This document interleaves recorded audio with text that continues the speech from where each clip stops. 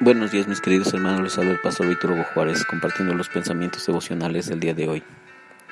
El texto de Juan, capítulo 5, versículos 17 y 18 dice: Mi Padre está haciendo el bien constantemente, le respondió Jesús, y yo sigo su ejemplo.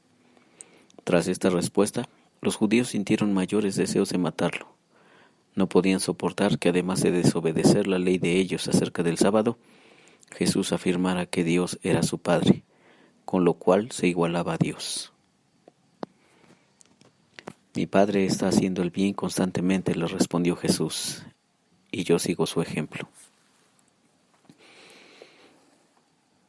8 de cada 10 niños en Latinoamérica son criados sin su papá. Y te he estado diciendo que esta estadística seguramente no ha cambiado mucho. Y que conocemos niños, niñas, adolescentes que de alguna u otra forma son abandonados por su papá. También conocemos los casos de niños, o quizá es también nuestra historia, que sí tuvimos a nuestro papá, pero por alguna razón no pudieron estar cerca de nosotros.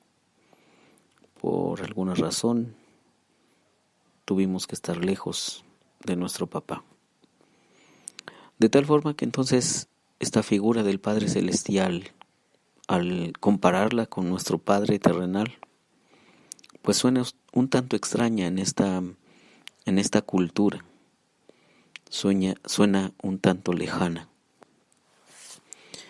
Por eso tenemos que regresar a la Biblia una y otra vez y encontrar el mensaje que está allí. El mensaje que, por ejemplo, ayer te compartía acerca de esa palabra que Jesús le dijo a Dios. Él lo llamó papá. Qué profunda palabra. Le dijo papá, Abba, Padre. Otros lo traducen así como papito. Y en el texto que leemos al principio del devocional, Jesús está teniendo una diferencia de perspectiva, pero también de relación y de acercamiento con Dios, y que está provocando un cierto celo y un cierto enojo con las personas que están allí alrededor de él. Y por eso Jesús dijo: mi Padre está haciendo el bien constantemente, y yo sigo su ejemplo. Te decía el día de ayer esta cuestión y este acercamiento que Jesús tiene con el Padre Celestial. Lo llama papá. Dice Baxter Kruger aquí: ¿qué debemos interpretar del hecho de que Jesús se dirija a Dios no solo como Padre, así de una palabra fría, ¿no? O quizá un tanto respetuosa o lejana, sino como Abba, y que le diga papá?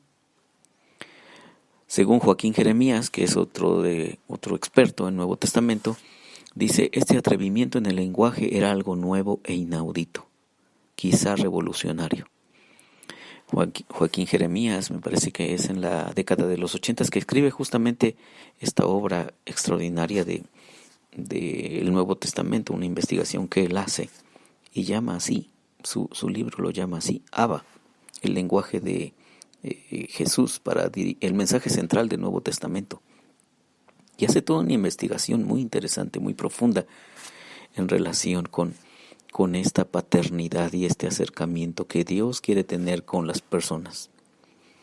Entonces, esto que Jesús hace es revolucionario.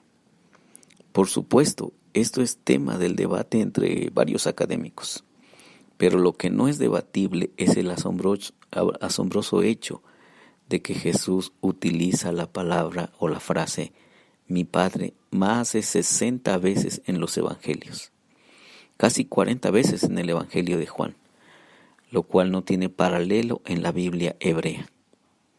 Y también, según Joaquín Jeremías, no tiene paralelo en toda la literatura del judaísmo. Ningún judío bíblico se hubiese atrevido a concebir que se pudiera asumir tal postura ante Dios. Hubiese representado una familiaridad blasfema, que es justo la acusación que los líderes judíos lanzaron contra Jesús. Tú puedes hablar hoy aquí con cualquier persona, con cualquier vecino, amigo, y algunos de ellos pueden decir tranquilamente y sin ningún reparo, mi Padre Dios. Y aunque ni siquiera tengan una religión o si son religiosos, mantienen su religión muy lejana de su práctica diaria, pero llaman a Dios Padre. En el tiempo de Jesús, cuando Él estaba hablando con las personas, nadie llama a Dios Papá. Bueno, nadie lo llama Padre, porque eso sería, como acabamos de mencionar, algo irreverente, algo audaz, una familiaridad blasfema. Pero en Jesús tenemos este acercamiento y esta conexión. Jesús no solamente nos trae unas nuevas ideas, no solamente nos trae una nueva iluminación o una nueva interpretación de la Biblia o de los escritos del Antiguo Testamento y empieza a enseñar eso, no. Jesús, en el mundo de Jesús, también había personas sin papá, así como en nuestra cultura. En el mundo de Jesús también había personas sin padre. Él mismo, su historia dice, la tradición dice que quizá muy joven se quedó sin su papá adoptivo, José el carpintero. Así que él mismo experimentó eso de no tener un papá, una figura fuerte que lo defendiera en los momentos difíciles de su vida. Pero encontró esta profunda conexión con el Padre Celestial que Él nos ofrece, que Él nos comparte. El hecho simple y extraordinario, dice Baxter Kruger, es que este lenguaje era habitual para Jesús. Mira cómo lo dice aquí. Esto era habitual para Jesús. Por ejemplo, a la edad de 12 años interrogaba a sus padres que lo estaban buscando durante 2 días y les dice, ¿por qué me buscabais? ¿No sabíais que en los negocios de mi padre me es necesario estar? E inmediatamente en su ministerio público, de acuerdo con el Evangelio de Juan, Jesús expulsa a los mercaderes del templo con las palabras, quiten de aquí esto y no hagan de la casa de mi padre casa de mercado. Una y otra vez Jesús se refiere a Dios no solo como Padre, sino también como mi Padre. Y como correlato hace referencia a sí mismo no solo como un hijo, sino como el Hijo. En términos de la Biblia, la relación de Jesús con Dios, a quien llamaba Padre, mi Padre, y Papito o Papá, es única en su género.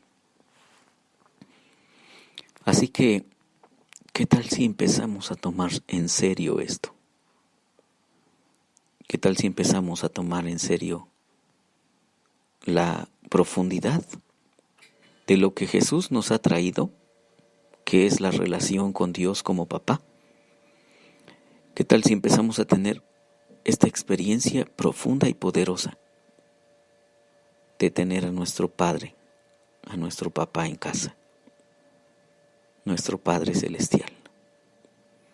Y si eres de esas personas que aún no lo conocen, ¿qué tal si te atreves a hablar con Él y a confiarle tu vida? No te imaginas la experiencia más increíble que es relacionarse con el Padre Celestial y llamarlo como Jesús lo llamó, nuestro papá. Que Dios te bendiga.